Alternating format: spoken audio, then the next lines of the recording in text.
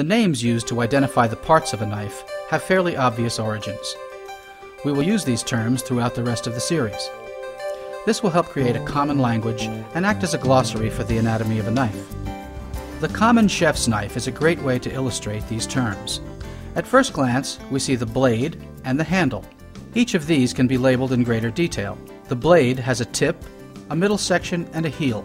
The tip is used for fine cuts, while the middle takes care of most of the chopping and slicing. The heel is good for cutting through bones and joints. The heel may also have what is called a bolster. This will act as a guard for your hand. Often, the blade is a lamination of different metals, a carbon steel core and a stainless steel outer shell. The back of the blade is referred to as the spine. The edge of the blade is maintained by wearing its metal away on a stone, steel, or grinding machine. A good edge is a delicate balance between hardness and brittleness. Edge types include the taper ground edge, hollow ground edge, serrated, scalloped, Granton edge, and single ground edge. The handle can be made of wood, plastic, or a composite of both. The blade traditionally extends into the handle and is called the tang. This can run completely through the handle or extend part way into the handle. Some knives are now one piece where the handle is molded with the blade. Each manufacturer has its own design. Find what works best for you and your working environment. There are many types of culinary knives available to the chef, some generic and some very specialized. The most commonly used knife is the chef's knife. This is an all-purpose knife, usually 8 to 10 inches long, though you can get them up to 14 inches long. The blade, on average, is 1.5 to 2 inches wide at the heel and tapers to a point. It's probably the most used knife and is known for its versatility: paring, trimming, peeling, chopping, slicing, dicing, julienne, pounding, butterflying, crushing. The smaller version of the chef's knife is its little cousin, the utility knife. The paring knife is smaller, usually 4 to 6 inches, usually reserved for fine cutting. Its smaller size can get into tight places and also allows fine control of the blade and tip. The fillet knife is commonly used in the fabrication of fish, meat, and poultry. Its flexibility and thin blade are its main assets. It is usually 6 to 8 inches in length. The composition of the blade and its thickness determine its flexibility. The boning knife is very similar to the fillet knife, but is much more rigid. Often it's used on larger cuts of meat or large bony fish. Its strength and ability to get into tight places are what keeps it on the list of common knives. The slicer is known for its long, consistent cutting blade, accommodating a smooth slice in a single stroke. Its blade is the same thickness from just after the blade to the spline. This kind is often used for breads, large roasts, and the like. Some slicers have beveled edges, some with scalloped edges, some have indents to assist in releasing the sliced item. Common names include meat slicer, salmon slicer, and bread slicer. There are slicers that are similar to a chef's knife, but with a thinner, longer, more tapered blade. Cleavers have a large rectangular blade and commonly have a single-sided edge. While Western-style knives have 2 beveled sides, Asian-style blades found on sushi knives have 1 beveled side and 1 straight. There are specialized knives reserved for certain tasks, such as the tourne knife, clam knife, and others. Knives with serrated or scalloped edges are best sent back to the factory for reconditioning. Most straight-edged knives can be maintained on your own. There are also many other sharp cutting tools in the kitchen, like the peeler, zester, apple corer, the mandolin, and the Japanese slicer. Since many of these tools have very specialized purposes, they also need factory-maintained sharp edges. We will stick with the most commonly used knives.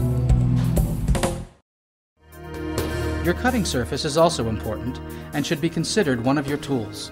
One characteristic preferred in the surface is a degree of softness.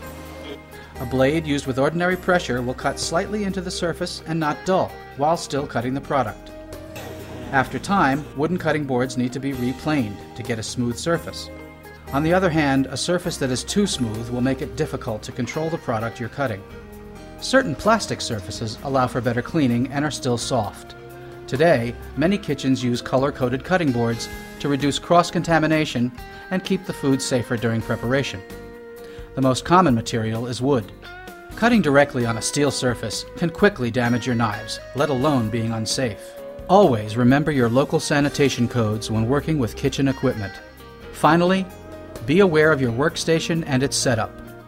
Work clean and in a logical fashion. Laying out your product, tools, and containers can make you more efficient and also help you to work safer. A congested, messy area can only lead to disaster. For transport, kits and cases are convenient, but be sure that no tip or blade can break through. The briefcase style is heavier, but sturdier. So this is my basic kit. Just pretty much got everything I'm going to need in the kitchen. Each day I come in, check it out. Of course I'm using the basic things that we find. Standard chef's knife, make sure it's sharp, clean, everything ready for a day's work.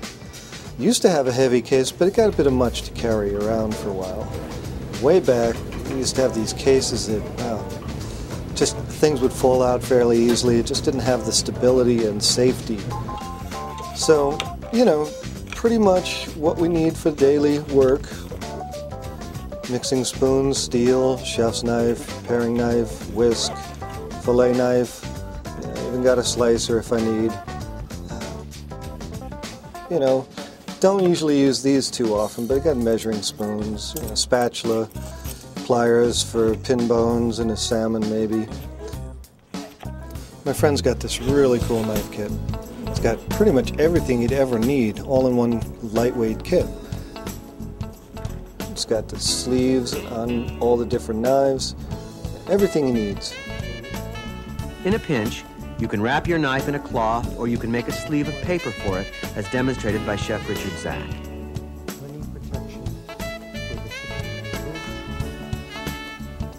This kit's got everything.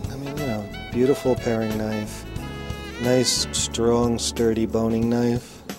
They've got good fish knife. What I like about this knife a lot is that the rubber handle is like a, soft, non-slip handle.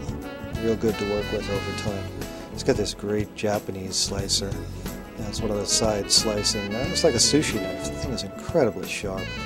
It's very nice. And he's got his bread slicer. If he needs any time prepping some other kind of foods. Occasionally for carving, but mostly uses it for bread. And we've got the steel. For honing a blade just before work or touching it up during preparation. It's also got a ceramic steel, which really fine grit on it. It's great for really sharpening the last stages. So, just to make sure he's got everything possible, we go on to, bottle if you need for touching up a plate with some sauce. What else has he got? He's got 2 grades of peelers. We've got tweezers, and top it right off, clamp them tongs or regular tongs.